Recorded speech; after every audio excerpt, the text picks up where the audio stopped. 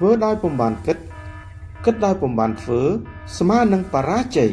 ថាជាគ្រូបណ្ដុះបណ្ដាលលើជំនាញគ្រប់គ្រងអាជីវកម្មខ្នាតតូចនិងមធ្យមជាមួយម្ចាស់អាជីវកម្មសហគ្រិននិស្សិតនិងយុវជនកម្ពុជាបាទនៅក្នុងវីដេអូនេះខ្ញុំនឹងចែករំលែកចំនួន5ចំណុចតាក់ទងនឹងសច្ចនករវាស់វែងទៅលើសហគ្រិនដែលមានភាពជោគជ័យចំណុចទី1គឺការចេះដោះស្រាយបញ្ហានិងបង្កើនគុណតម្លៃមានន័យថា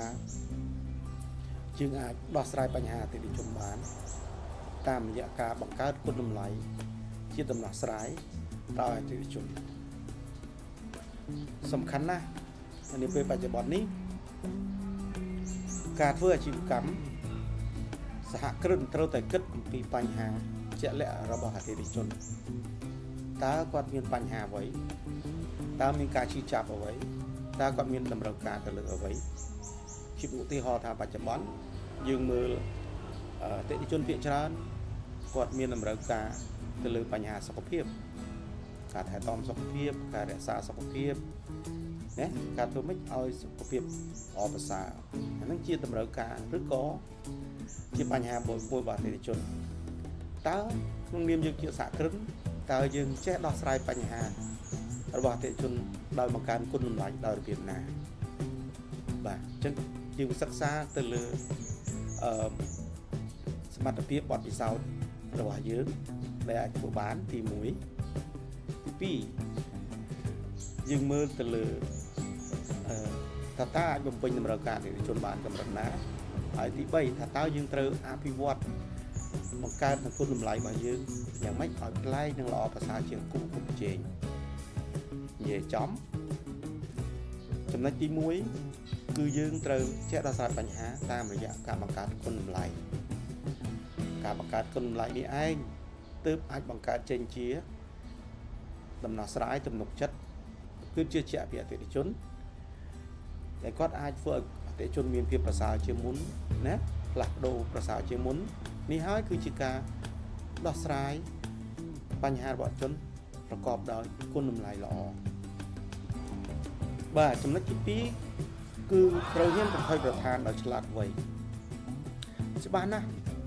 ក្នុងនាមយើងជាសហគ្រិនយើងត្រូវតែមានភាពប្រថុយប្រថានការប្រថុយប្រថាននាំឲ្យយើងទទួលបានទាំងផលវិជ្ជមាននិងផលអវិជ្ជមានក៏ប៉ុន្តែការប្រថុយប្រថានត្រូវទាមទារឲ្យយើងមានភាពឆ្លាតវៃការដែលយើងមានភាពឆ្លាតវៃនោះមានន័យថាម៉េចមានន័យថាទី1យើងស្វែងយល់ពីបញ្ហាឲ្យបានជាក់លាក់ថាតើ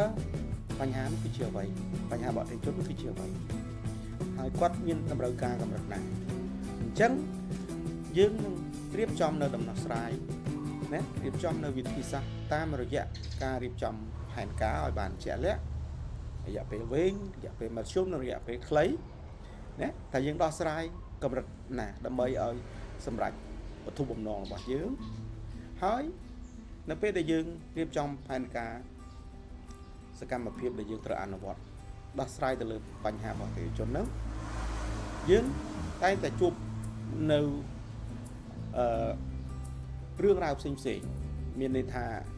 អាចចំណុចខ្លះយើងចេះអាចចំណុចខ្លះយើងមិនចេះអញ្ចឹងចំណុចខ្លះដែលយើងមិនចេះឬក៏យើងមិនច្បាស់យើងបន្តការរៀនសូត្របន្ថែមទៀតណាអញ្ចឹងការរៀនសូត្រធ្វើឲ្យការដោះស្រាយបញ្ហាយើងកាន់តែមានប្រសិទ្ធភាពអញ្ចឹងគេហៅថា life long learning ណា strategy អញ្ចឹងដើម្បីឲ្យជីវិតយើងជោគជ័យក៏ដូចជាល្អប្រសើរណាមានស្ថិរភាពគឺការបន្តការរៀនសូត្រតែងតែធ្វើចប់ជាប្រចាំពីព្រោះសម័យនេះជាសម័យ digital technology សម័យ AI អញ្ចឹងទាំងរឿង technology AI ទាំងរឿងdigital marketing ផ្សេងយើងត្រូវចេះយើងត្រូវយកមកអនុវត្តបើមិនអញ្ចឹងទេយើងអាចដើរទាន់គេទេហើយចេះរបៀបអនុវត្តទៀតបត់បែនណាយើងមិនអាចត្រង់ស្លូទេព្រោះនៅពេលដែលយើងបត់បែនទៅតាមតម្រូវការទៅតាមបញ្ហារបស់អតិថិជននោះយើងមានភាពឆ្លាតវៃអញ្ចឹងសរុបឲ្យខ្លីមកត្រូវហ៊ានប្រតិឋានដោយមានភាពឆ្លាតវៃមានន័យថាទី1ត្រូវមានផែនការច្បាស់លាស់ទី2ត្រូវបន្តការរៀនសូត្រនិងទី3ត្រូវចេះអនុវត្តឲ្យមានបត់បែនប្រកបវិជ្ជាបាទចំណុចទី3 តាក់ទងនឹងបន្តការរៀនសូត្រជាប់ជាប្រចាំមិនមែនហើយដូចខ្ញុំបានលើកតាក់ទងនឹងការបថុយឋានចំណុចទី2បាញ់មិញហ្នឹងការបន្តការរៀនសូត្រជាប្រចាំគឺជារឿងមួយសំខាន់បំផុតសម្រាប់លោកស្រីជាសហគ្រិននិងត្រៀមខ្លួនជាសហគ្រិនពីព្រោះថាដោយសារទីផ្សារមានការប្រែប្រួលអេរិយាបថអតិថិជនមានការប្រែប្រួលពីមួយថ្ងៃទៅមួយថ្ងៃតម្រូវការប្រកបផ្សេងគ្នាណាហើយបច្ចេកវិទ្យាកាន់តែរីកចម្រើនយើងមើលបច្ចុប្បន្ននេះ AI ដើរតួនាទីសំខាន់នៅក្នុងការរស់នៅប្រចាំថ្ងៃក៏ដូចជាអាជីវកម្មហើយជាពិសេសគឺអេរិយាបថទៀតមានការផ្លាស់ប្ដូរតែម្ដងអញ្ចឹងបន្តការរៀនសូត្របន្តការសិក្សាស្រាវជ្រាវទៅលើតម្រូវការទីផ្សារណាទៅលើគូប្រកួតប្រជែងជារឿងសំខាន់ប៉ុន្តែខ្ញុំលើកទឹកចិត្តថាកុំព្យាយាមសិក្សាគូប្រជែងខ្លាំងពេកសិក្សាអំពីតម្រូវការរបស់អតិថិជនច្រើនជាងគូប្រកួតប្រជែងពីព្រោះយើងមិនមែនគប់ចិត្តគូប្រកួតប្រជែងរបស់យើងទេគឺយើងត្រូវតែបំពេញឲ្យតម្រូវការរបស់អតិថិជនអញ្ចឹងការព្យាយាមរៀនសូត្រធ្វើឲ្យយើងនឹង innovate អភិវឌ្ឍណាបច្ចេកវិទ្យានេះមានភាពច្នៃប្រឌិតនេះវានវត្តណាដោះស្រាយបញ្ហាកាន់តែលឿនកាន់តែមានប្រសិទ្ធភាពឧទាហរណ៍ថាឥឡូវយើងរៀនយើងមាន AI យើងត្រូវចេះ AI កាប់ទៅសេ prompt ទៅសេជា marketing content video marketing content របស់យើងយកមកអភិវឌ្ឍ update របស់វាអញ្ចឹងបើមិនអញ្ចឹងទេយើងមិនអាចធ្វើឲ្យប្រសើរនៅការធ្វើទីផ្សាររបស់យើងបានទេបាទនិយាយចំបន្តការរៀនសូត្រជាប្រចាំនោះធ្វើឲ្យអាជីវកម្មរបស់យើង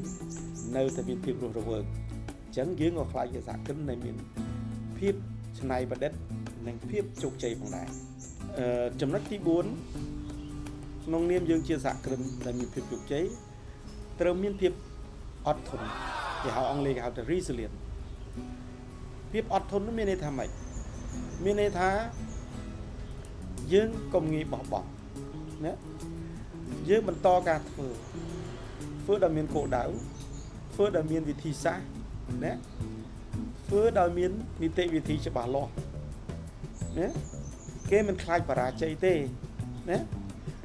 អ្វីដែលបរាជ័យនេះគឺការបោះបង់ណាមុនពេលដែលយើងទៅដល់កន្លែងណាមួយអញ្ចឹងមានន័យថាម៉េចអញ្ចឹងមានន័យថាបរាជ័យគឺជាដំណើរការមិនមែនជាគោលដៅចុងក្រោយទេអញ្ចឹងពេលដែលបរាជ័យយើងរៀនសូត្រពីវាយើងកែពីវាយើងអត់ធ្មត់ណាបាទយើងបន្តការសិក្សាស្វែងយល់ថាតើមូលហេតុអ្វីថាតើវាកត្តាអ្វីខ្លះដែលធ្វើឲ្យយើងបរាជ័យដោយសារខ្លួនឯងដោយសារការគ្រប់គ្រង emotion ណាអារម្មណ៍របស់យើងមិនល្អដោយសារតែយើងខ្វះសមត្ថភាពជំនាញចំណេះណាមួយណាអញ្ចឹងអានោះត្រូវអភិវឌ្ឍឡើងវិញបាទអញ្ចឹងនិយាយខ្លីជាយាមម្ដងហើយម្ដងទៀតកុំងាយបោះបង់ណាព្រោះថាភាពធន់នឹងធ្វើឲ្យយើងខ្លាយជាសហគ្រិនមួយដ៏រឹងប៉ឹងចំណុចទី5ចុងក្រោយភាពជោគជ័យនៃសហគ្រិនគឺគាត់ត្រូវសម្រេចនៅគោលដៅរបស់ខ្លួនអញ្ចឹងគោលដៅរបស់សហគ្រិនម្នាក់មានគោលដៅផ្សេងគ្នាអ្នកខ្លះគាត់ចង់បានអាជីវកម្មដែលមានភាពរីកចម្រើនអ្នកខ្លះទៀតគាត់ចង់បានសេរីភាពផ្នែកហិរញ្ញវត្ថុអ្នកខ្លះទៀតគាត់ចង់បានសមតុល្យជីវិតនិងការងារលក្ខណៈអញ្ចឹងជោគជ័យខុសគ្នាការឲ្យនិយមន័យវាអាស្រ័យទៅលើការកំណត់នៅភាពជោគជ័យរបស់សហគ្រិននោះទេអញ្ចឹងយើងមិនអាចថានរណាម្នាក់ជោគជ័យបានដោយយោងទៅតាមការគិតរបស់យើងទេវាអាស្រ័យទៅលើវត្ថុបំណងគោលដៅរបស់សហគ្រិននោះអញ្ចឹងប្រសិនបើយើងអាចសម្រេចគោលដៅបាននោះហើយគឺជាសហគ្រិនមួយដែលមានភាពជោគជ័យនិយាយជារួមសហគ្រិនដែលមានភាពជោគជ័យជាអ្នកចាប់ផ្ដើមចាត់ចែងអាជីវកម្មយ៉ាងមានប្រសិទ្ធភាពតាមរយៈការដោះស្រាយបញ្ហាការបង្កើតគុណតម្លៃនិងសម្រេចគោលដៅរបស់ខ្លួនបើទោះបីជាមានភាពលំបាកយ៉ាងណាក៏ដោយ នេះហើយគេហៅថាសហគ្រិនដែលមានភាពជោគជ័យសូមអរគុណសម្រាប់ការសិក្សាស្វែងយល់អំពីប្រធានបទសហគ្រិនជោគជ័យថ្ងៃនេះដើម្បីស្វែងយល់បន្ថែមអំពីមាតិកាសំខាន់ៗទាក់ទងនឹងសហគ្រិនភាពគំនិតនិងការចាប់ផ្ដើមការគ្រប់គ្រងការអភិវឌ្ឍអាជីវកម្មខ្នាតតូចនិងមធ្យមសូមលោកអ្នកតាមដាននៅវីដេអូក្រោយៗទៀតដោយសេចក្តីសោមនស្សរីករាយសូមអរគុណ